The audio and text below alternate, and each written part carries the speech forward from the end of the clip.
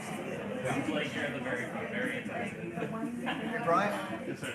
Is the mic on the podium live too? Not current. Not current. Not current.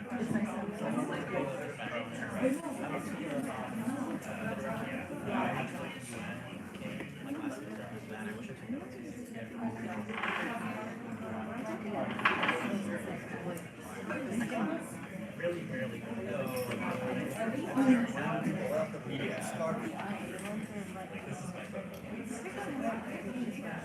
This is my photo.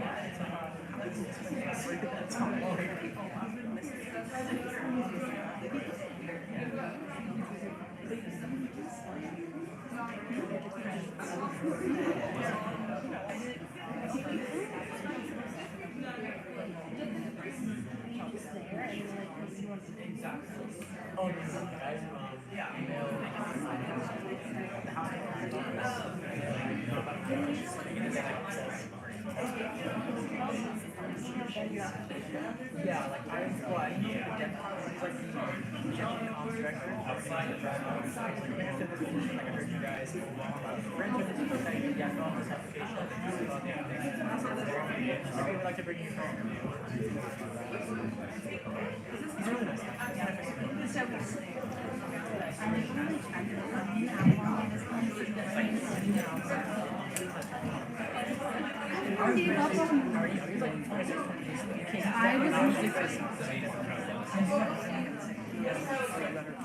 No, that's smart. You did it right.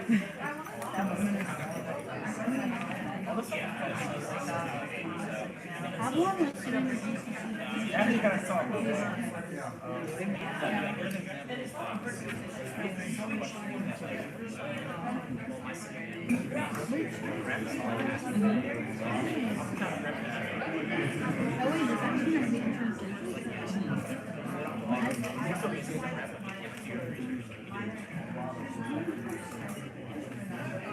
And that's going to be sad when this is over.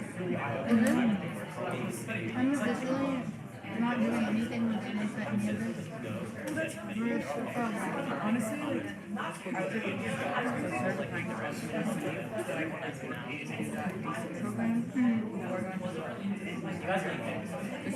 Me where it's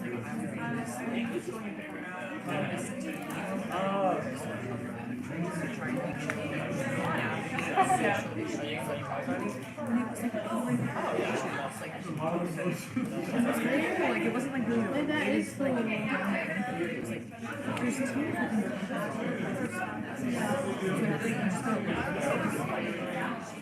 They've all got my foot in the door. And that's it.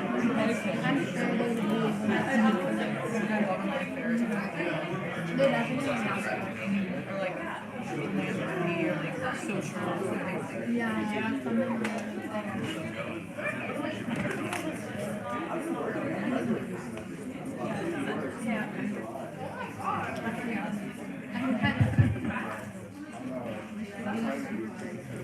Good afternoon, everyone. On behalf of the College of Social Sciences and Public Policy's broad lectureship on international affairs and the Center for Global Engagement's Center for Engage Your World lecture series, welcome to this afternoon's program. My name is John Mayo. I'm a professor in the college. Before introducing our speaker, I wish to thank the Ruth K. and Shepard Broad Foundation of Miami for endowing this lectureship, which is now in its 25th year. Thanks also to Brian Harden and Jesse O'Reilly for facilitating the lecture and for hosting the wonderful reception which we've just enjoyed. And finally, a very special thanks to Mark Schlackman, Senior Program Director at FSU Center for the Advancement of Human Rights. Mark is a former colleague and long-term friend of our speaker. He was instrumental in recruiting her to visit this week. Our speaker this afternoon is Dr. Susan Martin. She, as you see on the slide, is the Donald G. Hertzberg Professor Emerita and founder director of the Institute for the Study of Immigration at the Walsh School of Foreign Service at Georgetown University. Dr. Martin is an accomplished historian. She has published multiple books and articles, including A Nation of Immigrants, a landmark study of our nation's immigration and refugee policies dating back to the colonial era. Its second edition, published in 2021, provides information and valuable lessons from both the Obama and first Trump administrations. Dr. Martin is also a leading expert on migration and refugee policies worldwide. For over 4 decades, she has analyzed global migration trends and their causes, along with socio-economic profiles of migrants and their impact on host nations. She served as research director for the bipartisan Select Commission on Immigration and Refugee Policy and is executive director of the U.S. Commission on Immigration Reform. She also has advised the World Bank and other international agencies on migration and refugee issues. Last year, Dr. Martin co-chaired a working group on refugee and forced displacement sponsored by the Wilson Center. In its 50-page final report entitled U.S. Leadership Matters in Addressing Forced Displacement Crisis, Dr. Martin and her 2 co-authors made 6 policy recommendations to U.S. policymakers and other stakeholders. Time will tell if the Trump administration will act upon them. We have our doubts. Dr. Martin is a much sought-after analyst and speaker on our nation's and other nations' immigration policies, past, present, and future. Appropriately, as you see, the title of her talk this afternoon is Global to Local, Current Trends in International Migration. Please join me in welcoming Dr. Martin to FSU.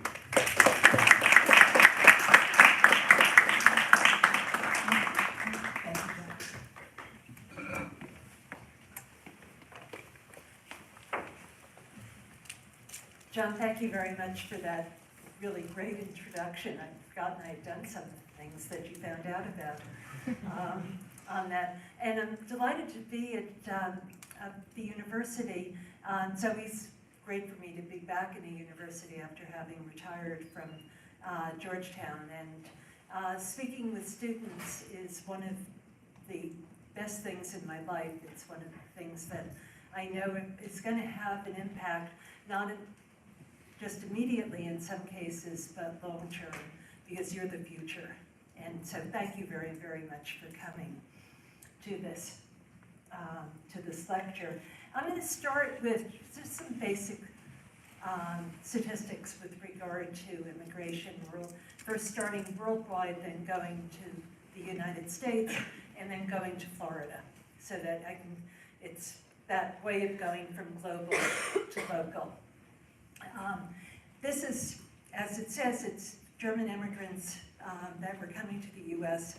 around 1874. I put it up because it's a reminder that immigration has been a major factor in American history, and a lot of the things that people complain about today were things that their grandparents, their great-grandparents, their great-great-grandparents were also troubled by, that they had come into the country. And there were people who felt that they should not be there because they weren't the right immigrants.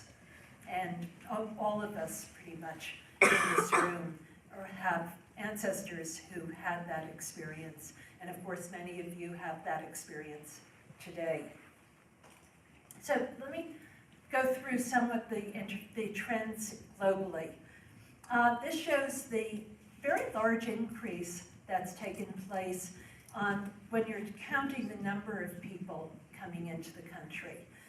So it's the absolute number of immigrants moving around the world and establishing themselves in different locations. And it's gone from 1990 from less than 150 million people to today being over 300 million people.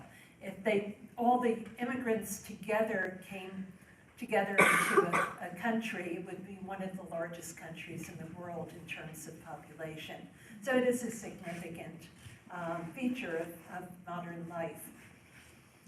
But then look at it as percentage of the world's population is another way. So you're not looking at the number of people moving worldwide to live in other countries, but you're thinking about it in terms of what percentage of the total population of the world immigrants represent.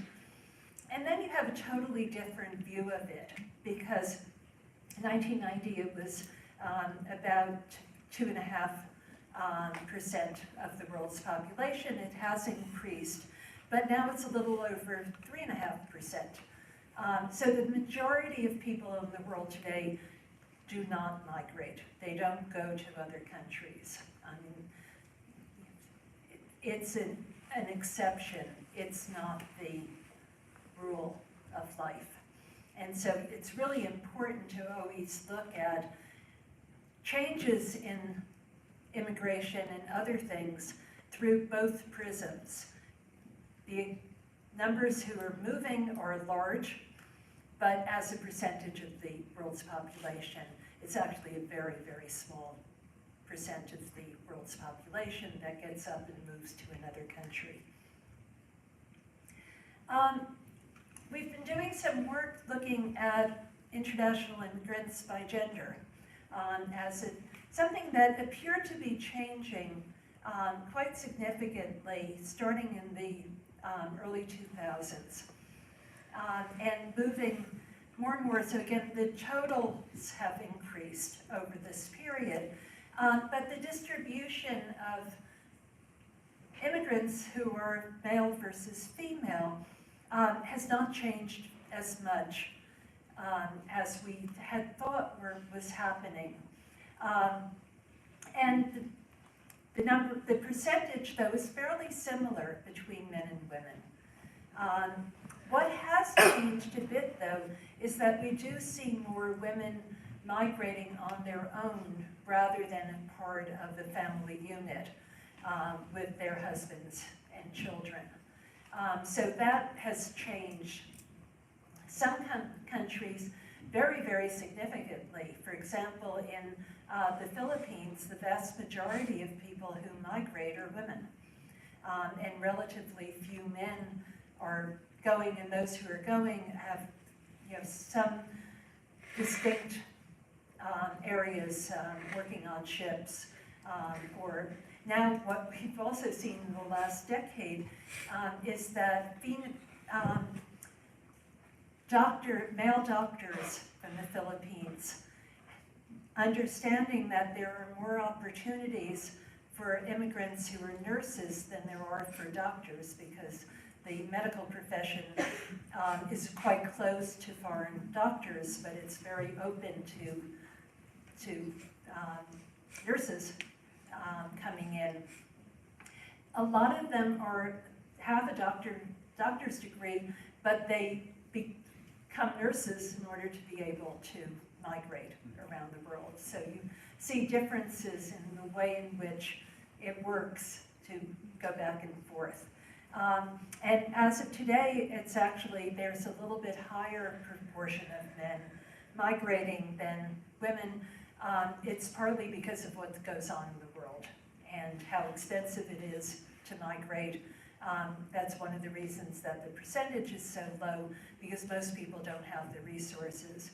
And many families, if they want someone in the family to migrate to send money back to the rest of the family, will often choose the man, the son, to do that migration, with the expectation that the daughters will be there to take care of the children, take care of their parents, and things of that sort. So we have lots of customs that dictate who goes and when they go. This is probably a bit hard to read because it's a lot of countries. I don't expect anybody to really look through all of them. But it shows that within this relatively small number of people, the United States is the destination of choice, has been for a long time.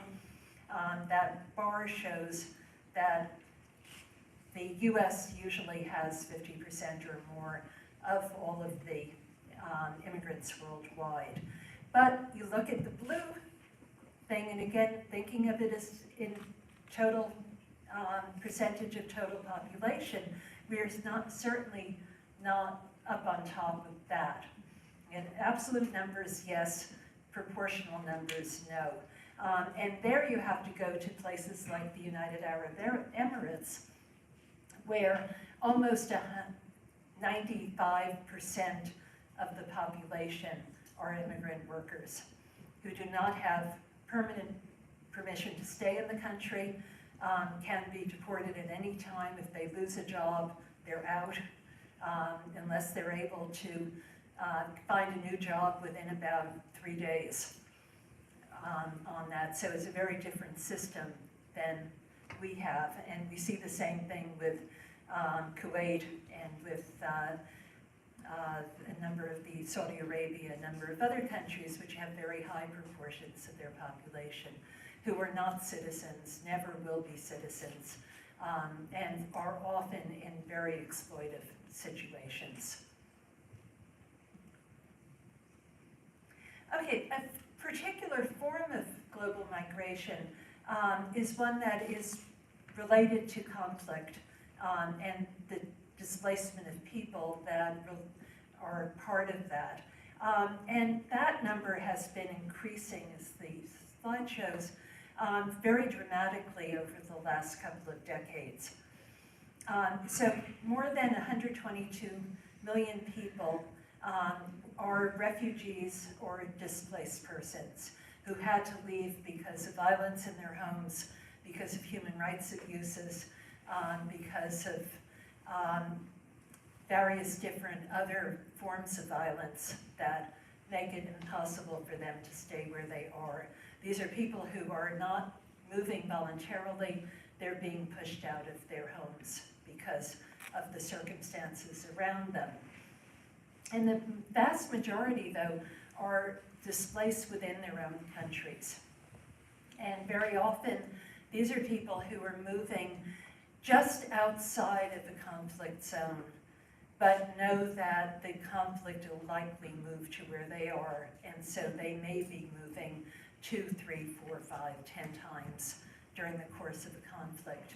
And we see that in Gaza, for example, right now, that this is a phenomenon that's worldwide.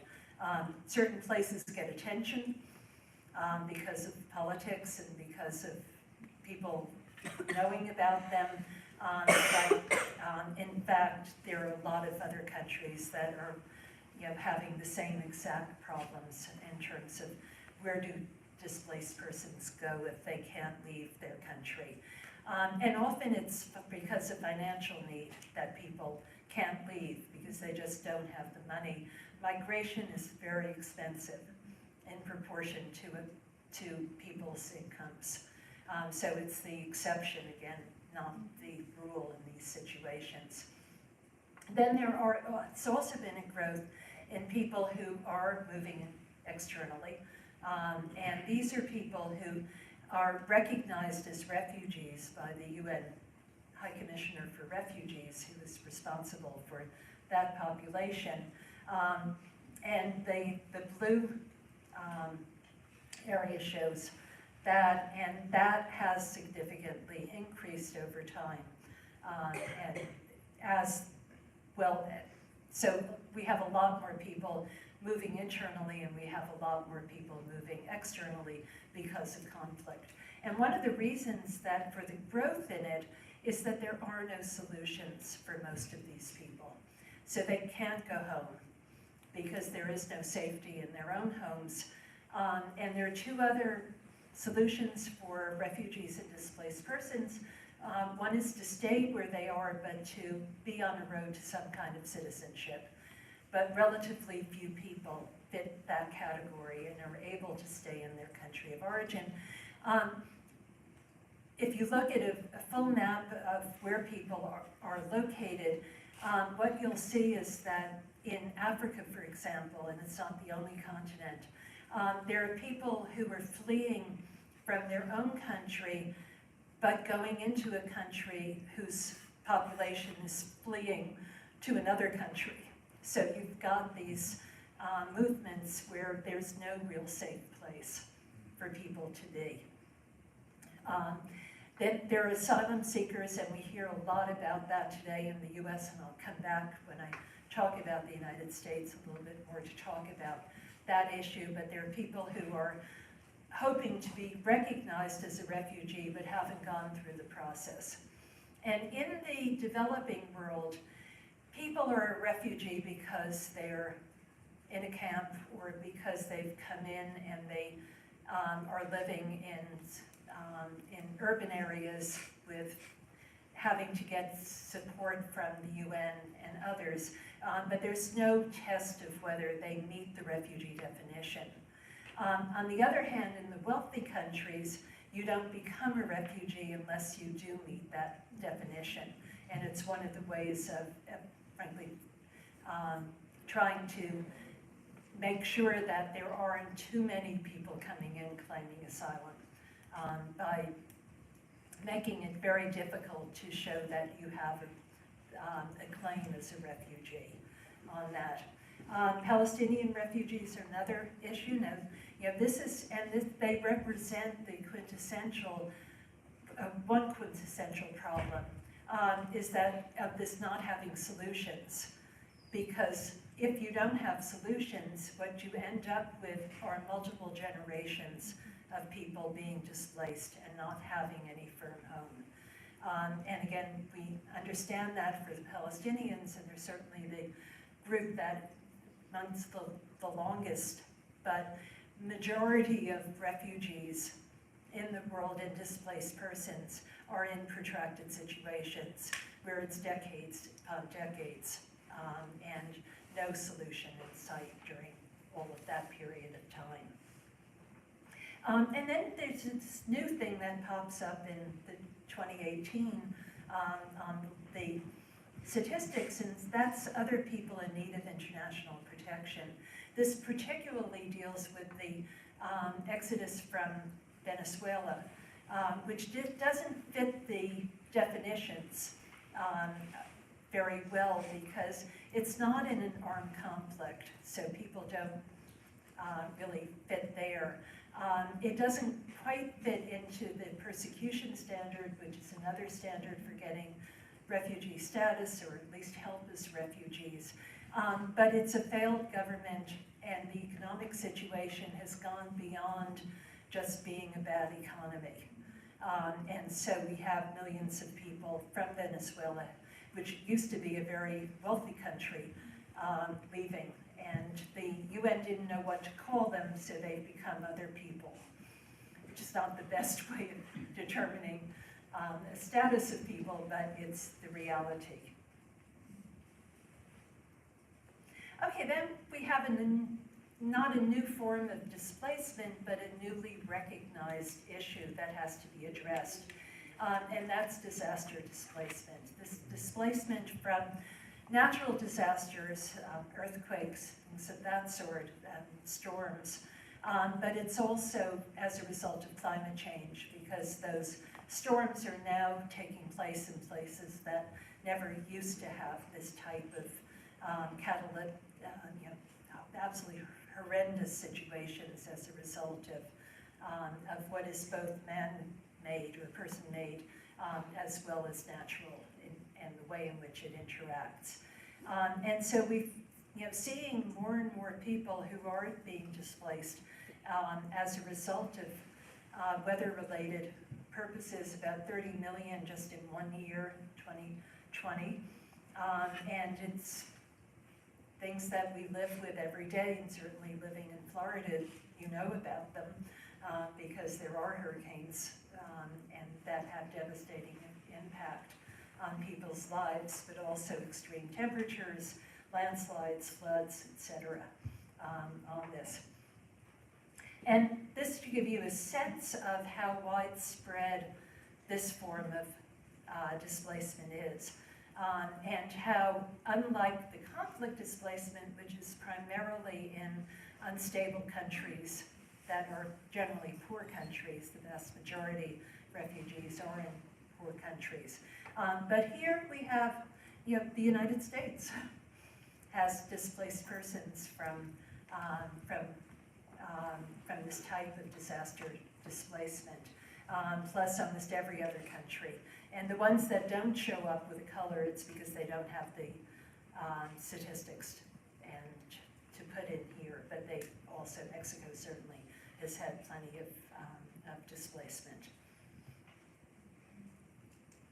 So that's sort of the, in a nutshell, sort of where we are in terms of the global movements. And most of the movements are ones that are as a result of either environmental factors or in the way of conflict and persecution.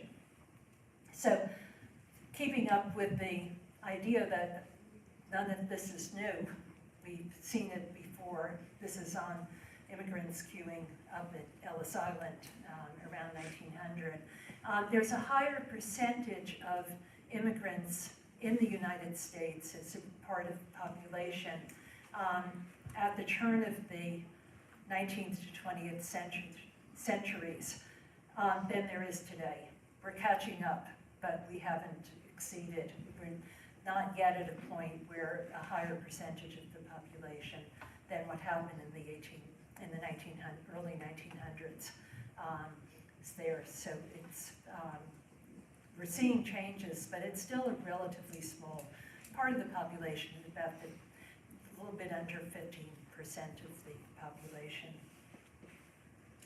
And this looks at one particular segment of the immigrant population in the US, and these start off, it's everybody, pretty much, in the early years. And you see that the numbers go up and down. The starting point is 1820 because it was the first time the Congress passed legislation that related to immigration, and it required the shipping companies to count the number of people that they were bringing in to the country. So it was the first time we had any real numbers. During the colonial period, individual colonies collected that data sometimes, but there wasn't a nationwide requirement to do that. So the numbers are quite small at the beginning. It's partly because of the difficulty of getting the numbers until everything was in place.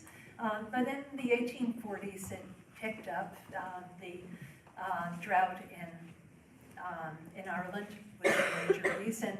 The conflicts in Germany and Austria and other places of that sort was another reason. There's a lot of refugees coming in, a lot of people looking for jobs when their own countries couldn't provide them. It's the same reasons that people came. It grew quite significantly in the late 1840s and 1850s. Another reason it grew was because the discovery of gold in California and those areas. So there was a push to come into the country and get your fortune on that. And so a lot of new immigration occurred as a result of that. It goes down when the Civil War starts and stays down, but kicks back up as soon as the war is over. And now there's a change starting. It builds slowly and it goes up and down for a bit, but the sources of immigration change at this point. And instead of most of the immigrants coming in from Britain, Ireland, Germany, Scandinavia, a lot of people coming in from that area, so all Western Europe, we're now starting to see immigration from Eastern Europe and from Southern Europe and from China and Mexico. And so, because after the Mexican War on that. So now you have a lot more Catholics coming in, and that's scary to the people who lived in the US at that time, most of whom were Protestants. And they were coming from places that didn't speak English and wasn't part of the, like, you know, Germany and the Scandinavian countries spoke languages that had the same roots as English. And so even though they didn't speak English, they learned it more quickly, and they were seen as being the acceptable refugee or immigrant at that stage, with whatever their reasons for going. Every time there was a major depression during this period, though, immigration went way down. So there were no numerical limits or anything of that sort. But people made a decision whether they were going to come or not based on the economic climate, political climate in the US. It hit a peak in the early 1900s and began to really become a major issue and concern within the country. And as a result of that, there were restrictionist movements whose main reason for being was to stop immigration from occurring, but to stop it from the countries that I mentioned in Southern Europe, Eastern Europe. And the first piece of legislation in this regard was the Chinese Exclusion Act, which not only excluded Chinese from entering, but denied them the ability to naturalize and become US citizens. So very restrictive policies. It didn't stop people. It's actually interesting that they eventually got to a place where you had to speak English or your own language from the country you came from. There was a literacy requirement. As a result of it, Italy, for example, realizing that it was going to be harder for their citizens to move to the United States, opened up schools for all children so that they could become literate in order for them to come to the US. So it had knock-on effects, some of which were good because now Italian kids got educated when they weren't getting education previously. But after World War I, there was a definite feeling that you have to stop immigration, not just restrict it. And so there was a piece of legislation that started off in 1921, became a permanent bill in 24, and that said that only the percent of the total population of immigrants from the early 1870s who were in the country at that time could come. All visas would be apportioned by that percent of the population, and that was before the big push of migration from Eastern and Southern Europe. So if you looked at Poland and immigrants from Poland, you know, they may have been several thousand coming in each year, tens of thousands actually coming in each year before this legislation. After it, Poland got about 300 visas and that was the total number of people who were allowed to come in just because of their national origins. It was a really discriminatory act. It lasted and stayed in place until 1965 with something after World War II. There were a few changes that were made, but that's when we really see this almost complete decline in immigration in the US. It only begins to pick up again in the 60s when getting rid of the national origins quotas were part of the civil rights movement. And so legislation was adopted saying, no, we're going to determine it by family members, employ people who are going to be working, and some refugees would be able to come in to the country. So it was by category of what you contributed to the country rather than by your national origins. And that led to a big increase in the number of people coming in to the country after the 65 legislation went in. The big spike towards the end of this was when the US had an amnesty program to allow those who were illegally in the country to become legal permanent residents and then citizens. And there were about 3.5 million people who were able to, they weren't coming into the country, they were adjusting their status to stay in the country on that. And then it went back down again after that period, but is now comparable to what we've had as both a number and percentage of what was there before the national origins quotas. So that's probably more than you ever wanted to know about US immigration history, but it's important to understand how we go through it. So this is how many legal permanent residents were admitted. You can see towards the end that COVID-19 had a big role in reducing the numbers, but as soon as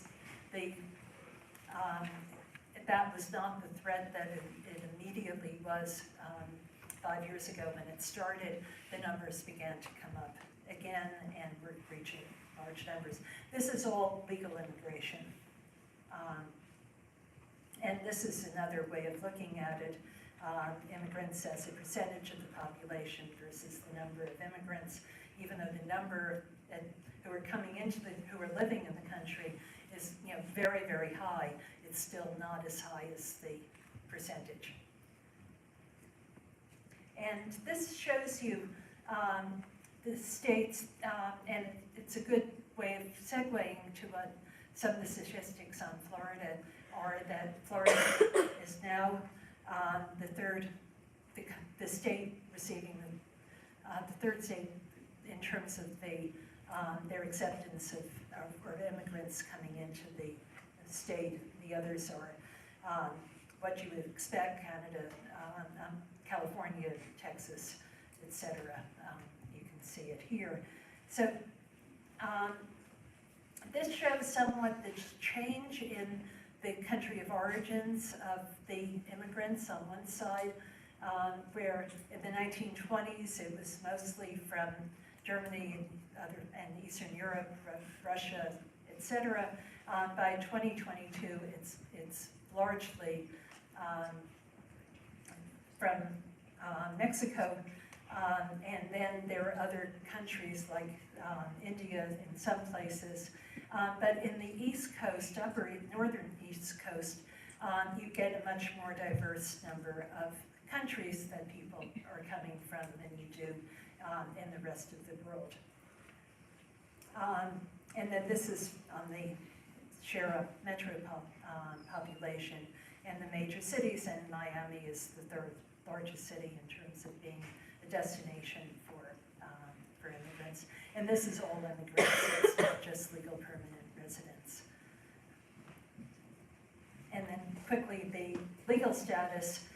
Most immigrants, foreign-born people living in the United States, are naturalized citizens. It's the largest percentage of the population. And then with lawful permanent residents, you see that it being the unauthorized population is much, much smaller than the rest of the immigrant population.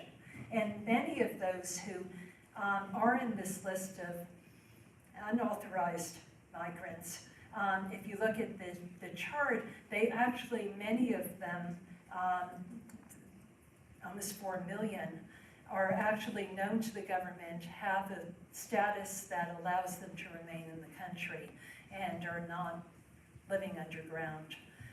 Now there are, of course, about 11 million undocumented in the country, so there are still a lot who are not able to get any kind of legal status coming through. Education, the thing that is really interesting is the fact that immigrants, compared to US-born people, have a much higher level of education at one end, but also a much lower level of education at the other end of the spectrum. Florida, let me quickly, you probably know this anyway, there are almost 5 million immigrants by the last census view. It's about 22% of the state's population, more women than men, and that's because of the way the immigration system works, that usually men come first and then they bring their wives and children, and so you end up with women more likely to be coming in than men are by a small margin. But the age is really important because if it's 72% are of working age, it means that the vast majority of immigrants in the country are working, supporting themselves, and supporting Social Security and other programs that they contribute to, but they can't get the benefits from because they're not legally in the country on that. So it's an interesting way. These are the top countries of origin for the state. Cuba, not surprisingly, because it's the longest population movement we have. But then you have Haiti, Venezuela, Colombia, Mexico. So it's mostly Western Hemispheric migration coming in, but with some exceptions. And then these are the top destinations in metropolitan areas. And this is an estimate that's being used very much that show that the immigrant household income collectively about $207 billion. This is big. Spending power is quite high as well. And immigrants, regardless of their immigration status, pay taxes. The problem is that most of the taxes go to the federal government, and most of the costs are borne by the state and local governments. And we've never figured out a way to balance that so that the states and localities get assistance that they need in order to be able to deal with the additional cost of more kids going to school, more need for different types of services, healthcare, etc. And so this is basically what this is talking about. I'm trying to push my way through this because I don't have that much more time. So what are the challenges moving forward in the 21st century? Okay, this is a list of things that I think that we need to give more attention to, and not naive enough to think that much is going to happen in the next 4 years with regard to these problems, but it's a long-term agenda. It's not a short-term. At some point, people will wake up and realize, okay, we have an immigrant population, they're going to stay. What do we need to do?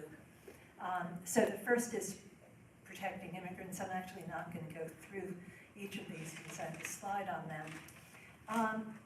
Okay, this is protecting. I think we have to also balance that we have to protect the rights of immigrants, but not impinge on the rights of citizens in doing so. And it's a very difficult balance to have, to understand that you're making choices that are sometimes not very palatable, but making sure that immigrants and key things are protected, but no more than our citizenry is. So you don't get the kind of conflicts that we're seeing today. So some of the things I think we need to do is certainly prioritize the removal of those who committed non-immigration related acts. When the administration now talks about that we're prioritizing criminals, majority of the people in that have committed a criminal act of coming into the country and then being deported and then coming back in for a second try. So it's people who, there are other categories of people who are there, but it's an immigration offense which initially isn't even a misdemeanor. But then as it ratchets up, it becomes a felony, the more that they try to enter. We have a completely broken immigration court system, and that needs to become an independent immigration court, not dictated, a real court that has the ability to make decisions without the Justice Department telling them what to do, that no, people who experience domestic violence aren't refugees because I say they're not, rather than actually looking to see whether that type of domestic violence fits the definition of a refugee. It's a form of persecution, etc. On that. So we need a court, and we have to reduce the current backlog in adjudications one way or the other, either by a last in, first out thing where you really focus on the newly arrived and allow people who have their application pending to pen for a longer time while you try to deter people from coming in, or some other mechanism in order to deal with that, and there are a number of ways you can do it. There are alternatives to detention that have been proven to be very, very effective in getting people to come to their hearings, abide by what the law requires on it, but doesn't involve the detention in a privately owned corporation that is extremely expensive and very inhumane in their actions on that. So we need more on that.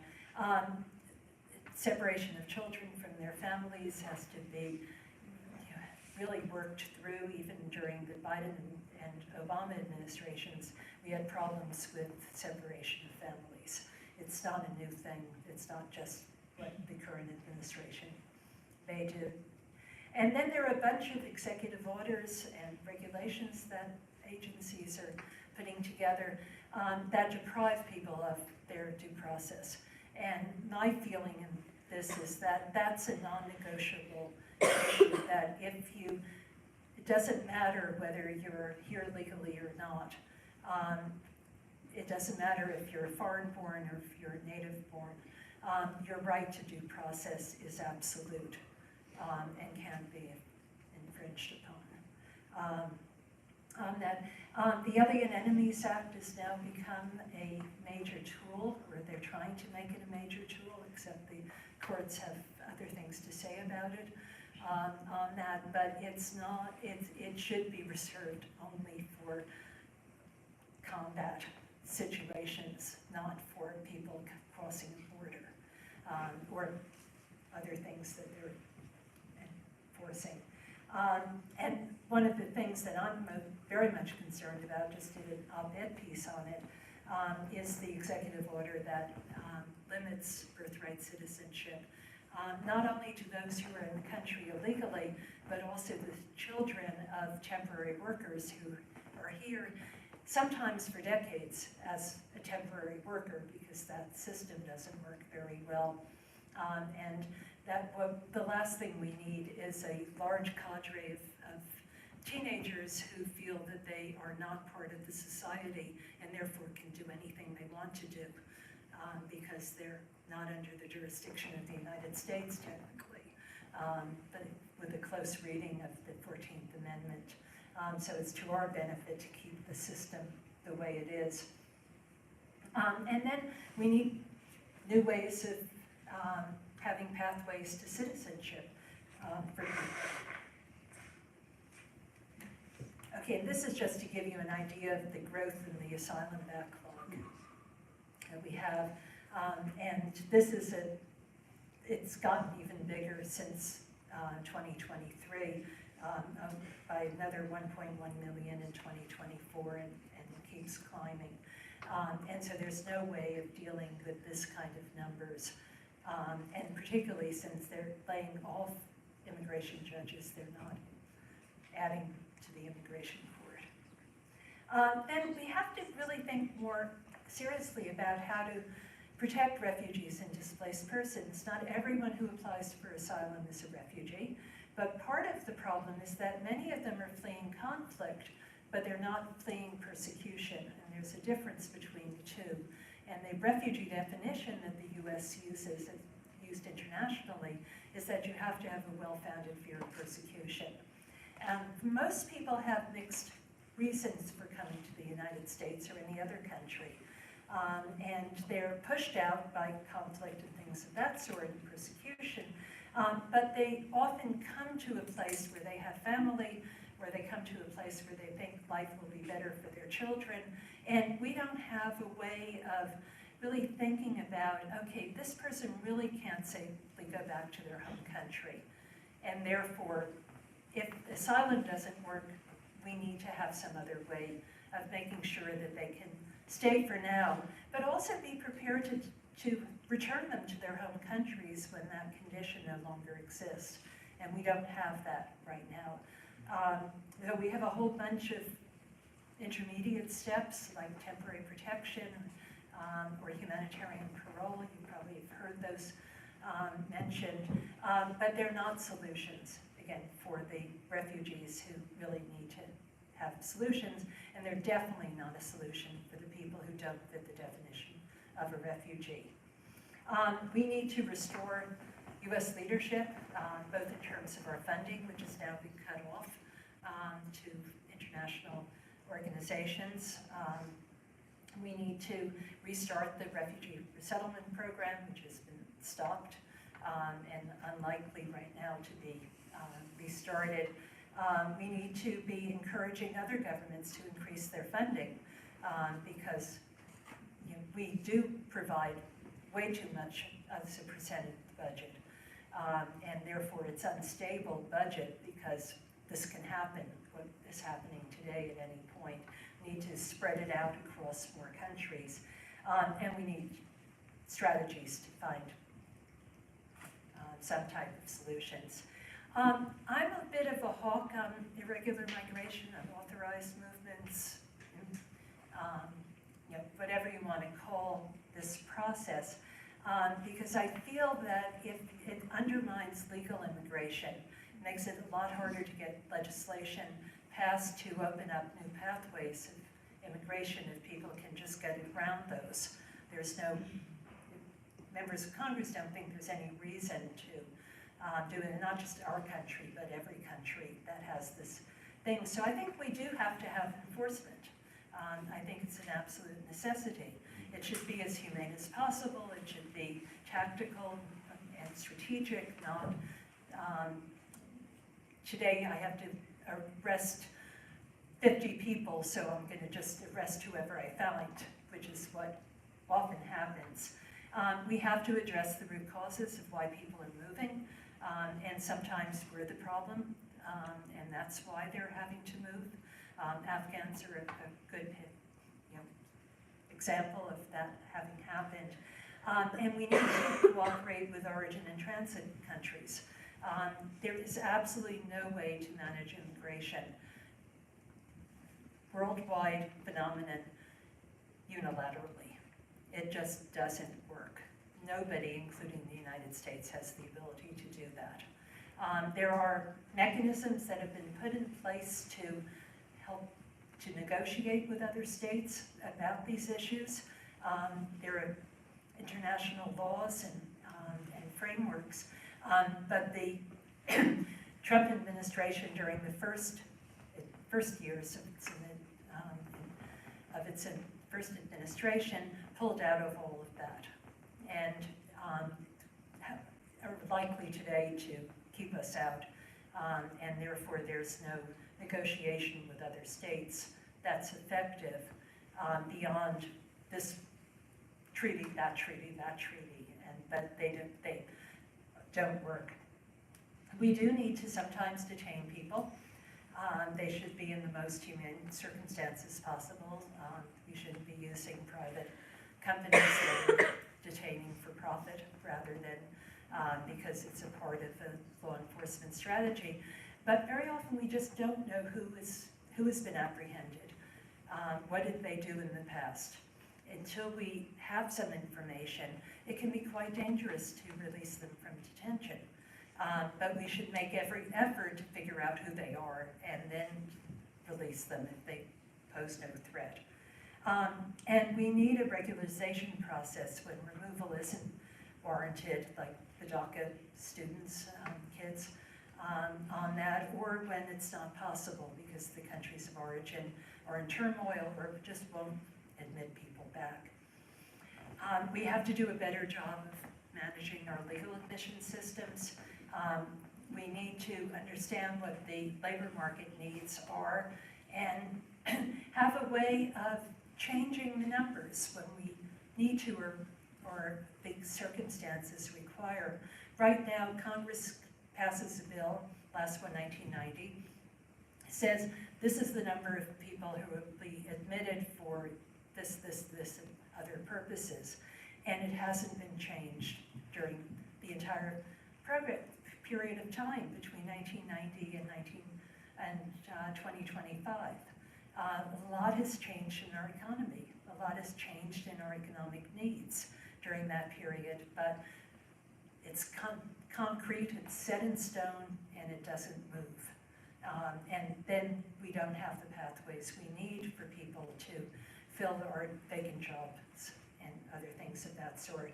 We have to do a better job of facilitating family reunification so that people don't have to wait for years to come in and have their families. We need to have a better way of determining on a humanitarian basis who should be admitted. There are a lot of people where you can cross national security needs and humanitarian needs and find ways of admitting people that fill both categories at the same time. And so I think we can be, again, much more strategic in how we determine who comes into the country as refugees and have other statuses that allow others to come in. And we need to help destination communities with impact funding because that's where, as I said before, the costs are all with the local communities.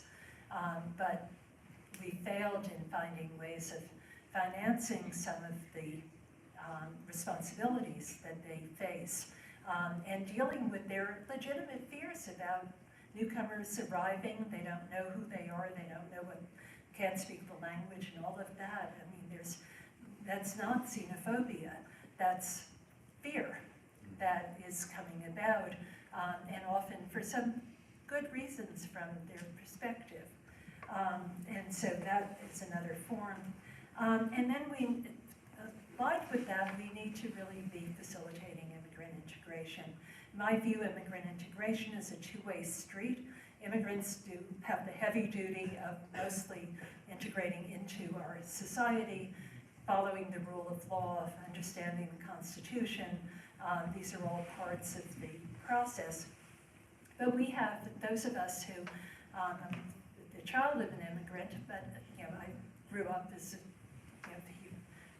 most of my family was living here, and we have to make compromises. We have to make changes in what we're doing as well to enable the immigrants to do their share of things. We can't just expect them to suddenly speak English when they can't find an English language training program for them because no money has been put into that. And so there are way, way more people, immigrants in the country, who want to learn English than there are classes for them to do. And even with modern technology and all of that, there's still a problem in that area. We certainly need to guard against xenophobia and the kind of anti-immigrant rhetoric that is becoming very common in our communities, and make sure that there isn't discrimination in the sense of people not getting benefits that they are entitled to because they've actually paid for them. So that's some level of discrimination that goes through the entire program. We should be encouraging naturalization and civics education and participation because the more immigrants become citizens, the more they have a say in what happens to immigrants. They can be at the table when these issues are discussed. And also that having access to some essential services that, we can say what's essential, you can figure that out. But if it's an inability during a pandemic to get a vaccination, it's not hurting the immigrant alone, it's hurting the rest of the community. And so we have to really think through what are those things that people should get regardless of immigration status. And then we need to do more for the countries of origin in the use of remittances, the money that immigrants send back, but also in turning brain drain into brain gain, in particularly for the high-skilled, high-income people who have so much to offer us, but having left their country, they've left a deep hole because there aren't other people to replace them. And we should have a responsibility for ensuring that those communities don't go through the brain drain. And international cooperation is absolutely essential. Just about done. And we need to really help the international organizations that work with migrants, the International Organization for Migration, and refugees, the UN High Commissioner for Refugees, to be able to be a real forum for discussing what's working, what's not working, forging agreements among states about, usually regional agreements, about what everybody's responsibility is in this area, and being able to come together and talk about things like conflict and terrorism, organized crime, and what the implications are for migration, and have a safe place for those kinds of discussion. So there are a lot of things that we can do to make the immigration system work for everybody, in effect. That's the win-win-win situation that we as a country and other countries that are destinations can benefit from immigrants coming into our countries. The immigrants benefit from being able to have some level of mobility, find safe places, find places where there is an economic opportunity for them. And the countries of origin benefit because they're getting the help they need in order to create the conditions where their citizens don't have to move. This is a long-term thing. It's not going to happen overnight. But if we don't start thinking in terms of where we go with immigration, it is a broken system worldwide right now. And we just need people who want to make things better, are not denying that there's a problem, but understanding there's also an opportunity. And there are barriers. I'm not going to go through that. But my last slide is the importance of U.S. leadership, because never has there been any kind of positive change in immigration or refugee policy without the U.S. taking leadership there, which is why I'm so worried about the next 4 years, because that leadership is not going to be there. And when it is there, it's going to be used to convince other countries to be as draconian in their measures with regard to immigration as is happening today on that. So we've got the experience, we have the economic resources, and it's really, in my view, in our self-interest to be at the head of the table when issues with regard to immigration are being discussed on a global basis. Because if we're not at the table, we have no say in what happens. When we're at the table and we're pledging money, we're pledging time and effort, and all of that, a lot of good things have happened over the years, and we really need to get back to that kind of leadership. And I think that's it.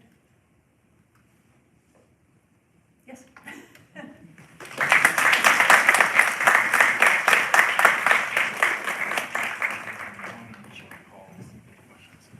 Okay.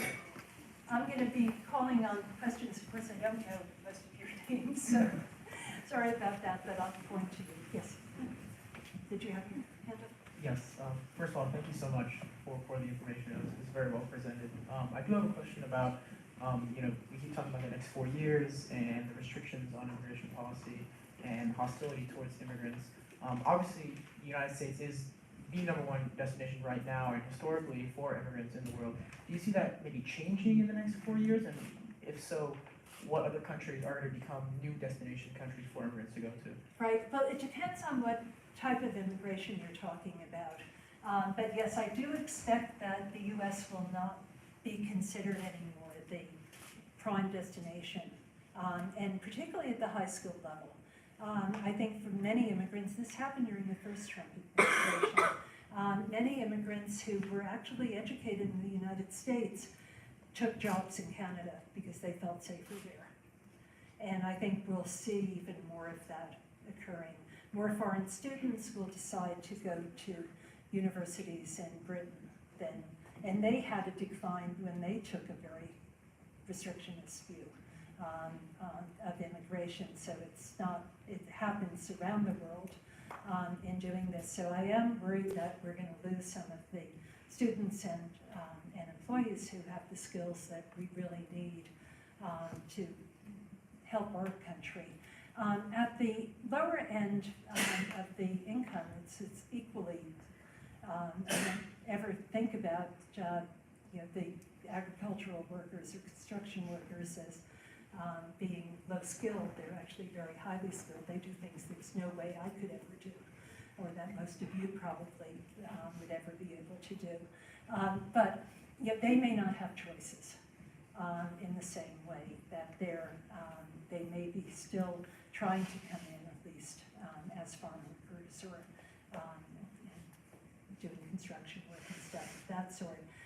My fear is that we will revert to where we were before the civil rights movement, and which was, and we see vestiges of it anyway, that a lot of the people that do come in will become because they're exploitable labor, who have very few rights and get even more exploited because they're in more fear of ever complaining about the circumstances that they're in.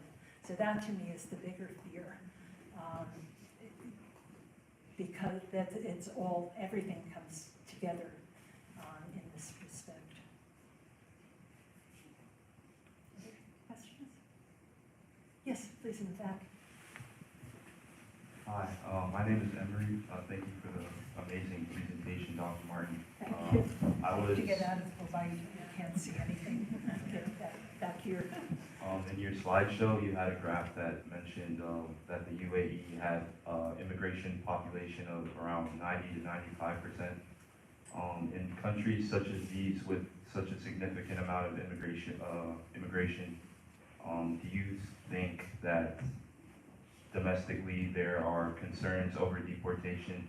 And if so, how does the social activism look like in these countries? Okay, there's been a running debate, and that I've been part of, and a number of other colleagues, is that should we look at numbers or rights as the most important issue? So the UAE is able to bring in huge numbers of people relative to their population because those people have absolutely no rights. They can be deported at any time. If they lose a job, they have maybe 48 hours to find another job. They are living in barracks with I visited them, some of them terrible conditions on it, and they can't keep their passport, so they have to have permission from the government to leave the country. So they're in effect in a denture when they're there. And so they feel they can bring in as many people as they want to or need to because those people don't have any rights. On the other hand, liberal democracies are going to think about the rights issue. And if everybody, and we hear this more in Europe, but if everyone in the country has a right to health care, then, and new asylum seekers come in who don't have jobs, aren't contributing to the economy, economy, the question becomes, do we allow them to stay and give them all of the rights that we believe every resident of the country should have, regardless of their status, or do we keep them out because we really don't need those numbers of people and we don't have the economic cost? And that's really where the rub comes. And so I would never say that the Gulf countries have a good immigration policy. It's bad for their citizens who don't have to work because they're only 5% of the population. And they get money often. I did a lot of work in Qatar. And any immigrant who wanted to start a new business had to have a Qatari partner, in quotes. The partner didn't have to do anything. The partner just had to sign the paper on it. And that, the government kept trying to change that because they wanted to see their population working on it. But with the way in which they operated their immigration system, there was just no way of getting to that goal. So it's a tough decision. As I said before, I usually go for the rights, not the numbers. If we have an administration who wants to cut immigration in half, but protect all of the rights of those who come in as immigrants and live in the country as immigrants, I'll say that's a fair trade-off. If you really think you can't afford to bring in the number that I might think are needed or desirable. But if they start talking about, and the way we'll do that is to make sure that they're not eligible for health care, their children can't go to school, they can't do this, they can't do that, then they get me. That one I can't abide by. But it's where you put your values. Thank you. Yeah. Hi, I just want to say thank you for being here too. What's your opinion on the rise of startup cities with their own distinct economic zones? I think Prospera in Honduras is the most kind of visible example of this, but I know there's a lot of them sort of rising up in different countries around the world. How do you think that impacts the flow of immigration, and do you see them as becoming a significant force in the future? There's been mixed results in various different countries, and they've been trying this with refugee destinations, like Jordan received a fairly significant amount of money from the World Bank to have a community that, or a set of companies in a place where half the workers would be Jordanians and half the workers would be, at the time, was Iraqi and then Syrian refugees coming in. And it worked to some extent, but not really as effectively as it might have, they thought it might be. There are also the other things, are companies in Mexico that got special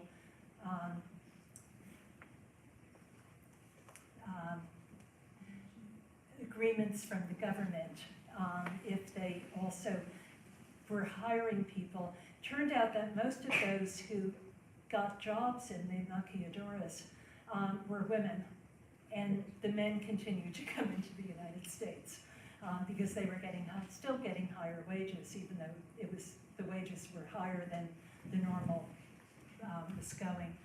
So that also didn't quite, it was really good for the women, but it didn't necessarily help the immigration issue. A lot of the European countries had the same problem. They put money into development programs thinking that that would anchor people at home, but it turned out it gave them the skills to be able to, and it's simple skills. One of the things we did a survey of employers, and when I asked, what are you really looking for when you're hiring someone? And they said, someone who understands that you have to be working by a certain hour and comes every day to do that. And they said, some of our immigrant workers, we have to train to do that because that's not what subsistence agriculture is all about on that. So you really have to, we need other ways of really figuring out how development, and recognize that the more development development you have, the more resources you have to migrate. And so it's a U-shape. So that initially, and this happened in Mexico, initially, as the country developed, more and more people came to the United States because they now had more skills and more money to get a job in the United States. And it took about 15 years to get past that and to get to a point where a lot of people from Mexico decided, I can make enough money here with the cost of living, et cetera, that I don't need to migrate. So you have to be patient over these kinds of arrangements because they're not going to work overnight and have to, except that you may get more migrants for a while. Could you say something about the fate of the people in that huge backlog of individuals in the asylum system? Oh, the asylum system, I was going to say which backlog because we have so many. Yeah, But the asylum. the asylum backlog, it's really still hard to say. During the Clinton administration, and I was directing a federal commission at the time, and I was very much involved with the debate on it, when the backlog reached a certain point that was untenable, and there were about 1 million people waiting for their hearings. What the decision made was it was called LIFO, it's last in, first out. Last in, first out. So if you came to the border and were applying for asylum, your asylum application was immediately determined. You went to the front of the line for having, and we left about 500,000 people in line by that point on that. But what happened was that within the next 2 years, the number of people applying for asylum was cut in half. The number receiving asylum doubled.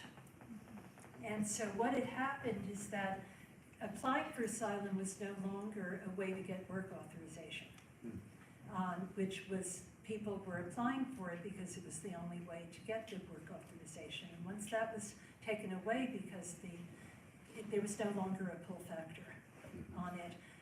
And so the people who stayed in line and really needed to come in the country were bona fide refugees who met the definition. And so we had a lot more people getting asylum than we had had previously. In tandem with that, the administration and Congress worked together to say, okay, now what do we do with the people in the backlog? We've controlled the new arrivals, and our new asylum numbers are way down on that.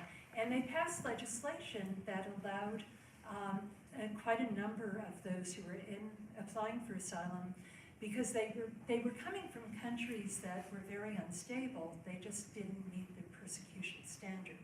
So that's why they were being turned down, and gave them a pathway to legal permanent residence. There were different ones for different countries depending on where it came.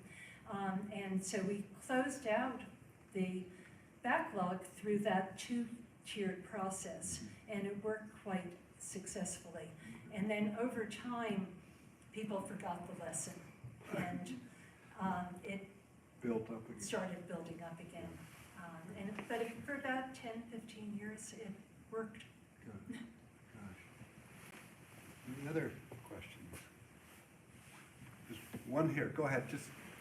Hi, Dr. Martin. My name is Lucas. I wanted to ask about the evolution of the Venezuelan mass exodus. We saw before 2015, it was mostly the middle class and wealthier Venezuelans leaving. And then now we see that Venezuelans from the entire socio-economic spectrum are leaving. And I wanted to know how that changes the relationship between Venezuelans and the international community. Okay, it's become a more complex situation, clearly. I think it's a result of the declining circumstances in Venezuela that have now affected communities that were supporting Maduro, but now are no longer doing so. But also some because there's a possibility of getting to the US or other countries. Now, keep in mind that the majority of the Venezuelans who have left are still in their region. They're in Colombia and they're in various other South American countries. They're not, the majority aren't coming to the US and aren't trying to get asylum here. But there is a significant number that are making the trek across the Darien Pass, and it's very dangerous and should not be what people need. What the Biden administration did, recognizing this dynamic that had built up, was to use a carrot and a stick. The stick was, if you don't apply through this legal system that we're putting in place, you won't get in at all. The carrot was, if you can apply for humanitarian parole, which was another category that they could use in order to be able to come in and have some legal status. And it slowed down very much the number of people from Venezuela, from Central America, from Haiti, Cuba, who were coming in because there was an alternative way of getting in.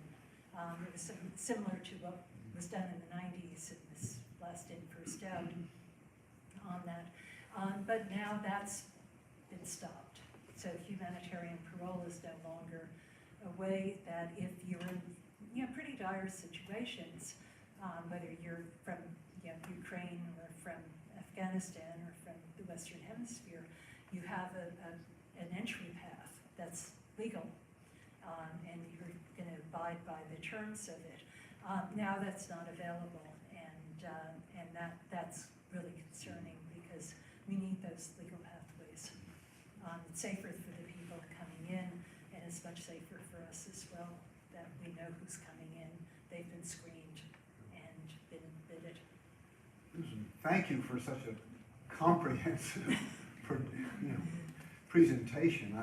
I've learned so much. I'm sure everyone in the room has as well. It's so thought-provoking, and there's so much work to do. And please join me in thanking you.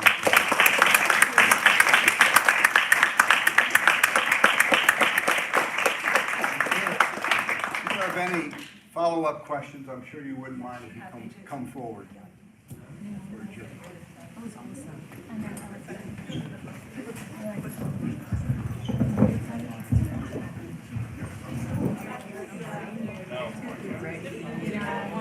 My hair.